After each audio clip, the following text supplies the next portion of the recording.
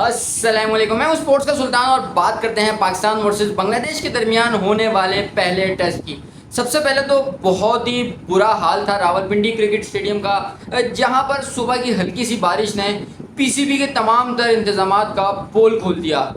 Match سے پہلے آلدو کہ میچ 9:30 بجے یا 10 بجے اس کا ٹاس ہونا تھا اور 10:30 بجے میچ سٹارٹ ہونا تھا، لیکن میچ سٹارٹ ہوتا ہے 3 بجے۔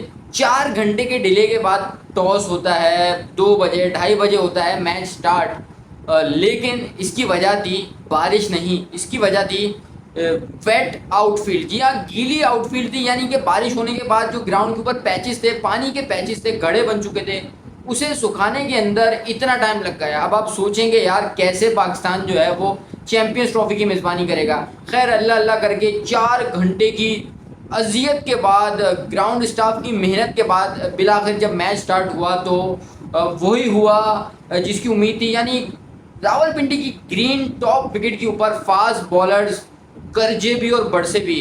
پاکستان کے لیے بری چیز یہ ہوئی کہ پاکستان ٹاس ہارا، اور بنگلہ دیش کے لیے اچھی چیز یہ ہوئی کہ وہ لوگ ٹاس جیتے اور انہوں نے بھرپور فائدہ اٹھایا۔ شریف الاسلام نے ہمیں ضرب لگائی، چوٹ پہنچائی۔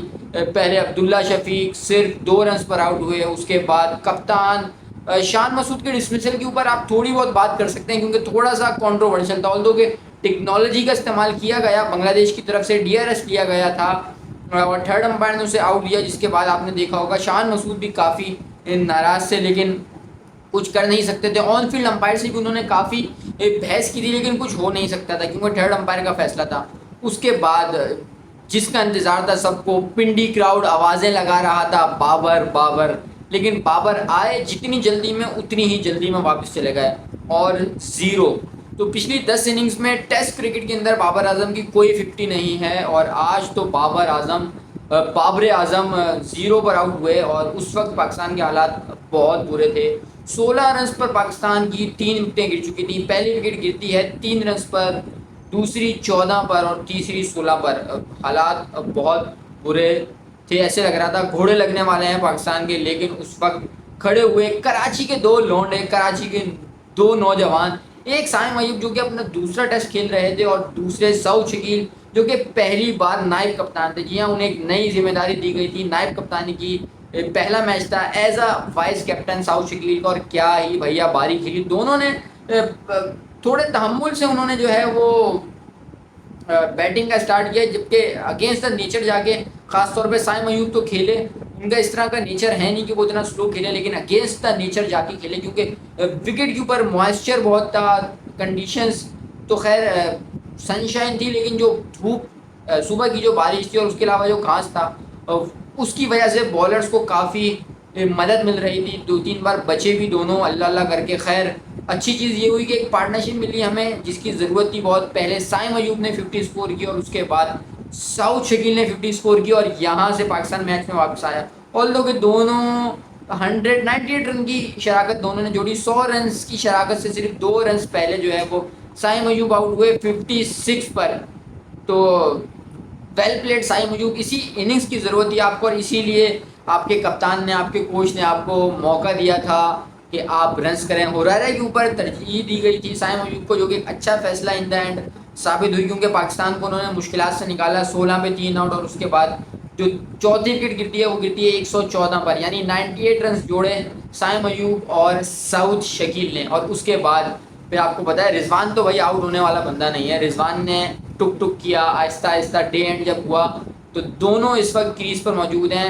سعود شکیل کے 57 ہیں، جبکہ رضوان کے اس وقت 24 رنز ہو چکے ہیں، اور یہاں سعود شکیل نے جو سنگ میل عبور کیا ہے وہ نیشنل ریکارڈ انہوں نے ایکول کیا ہے، یعنی fastest to 1000 T20 test runs انہوں نے سعید احمد کا ریکارڈ برابر کیا ہے۔ 20 اننگز میں سعود شکیل نے 1000 رنز بنائے، 20 اننگز کے اندر ہی انہوں نے 20 اننگز کے اندر ہی سعود شکیل نے بنایا، اور 20 میں ہی سعید احمد نے بنایا تھا، یعنی جو بڑے لیجنڈس کو انہوں نے پیچھے چھوڑا ہے اس میں جاوید میاں داد ہیں، صادق محمد ہیں، جو کہ جن کا ریکارڈ اب سعود شکیل نے توڑا ہے، اور وہ اب ایکول ہو چکے ہیں سعید احمد کے 20 اننگز کے اندر۔ وہ تو اگر ان کی دورہ آسٹریلیا اچھا گزرتا تو وہ سعید احمد کو بھی بیٹ کرتے تھے اور 16-17 اننگز کے اندر کر دیتے۔ ویسے آل ٹائم جو ریکارڈ ہے وہ 12 اننگز کا ہے، 12 اننگز کے اندر 1000 رنس کا ورلڈ ریکارڈ ہے، لیکن اب خیر ٹھیک ہے، ورلڈ ریکارڈ نہ بھی صحیح تو نیشنل ریکارڈ ہی صحیح.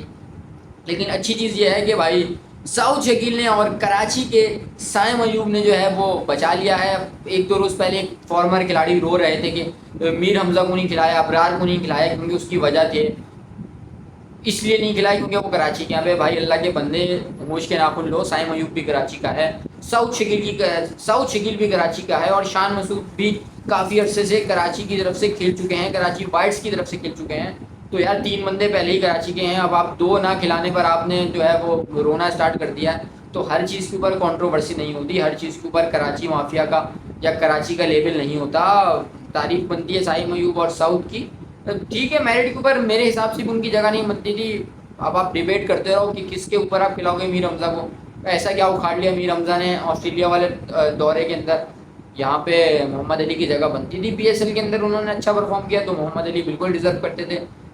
تو حالات اس وقت یہ ہیں کہ پاکستان میچ میں واپس آ چکا ہے، اور 300-400 رنز اگر پاکستان نے کر لیے تو جس طرح کی پچ اور وکٹ ہے، مجھے نہیں لگتا کہ بنگالی جو ہیں یا بنگلہ دیشی بیٹنگ جو ہے وہ ٹک سکے گی. کیونکہ ابھی تو سلمان علی آغا نے آنا ہے اور رضوان اور سعود کھڑے ہوئے ہیں، اور ان کو آؤٹ کرنا مشکل ہی نہیں، ناممکن ہے. وہ ڈان کا ڈائلاگ ہے نا بھائی، ڈان کے پیچھے بھی 11 ملکوں کی پولیس ہوتی ہے.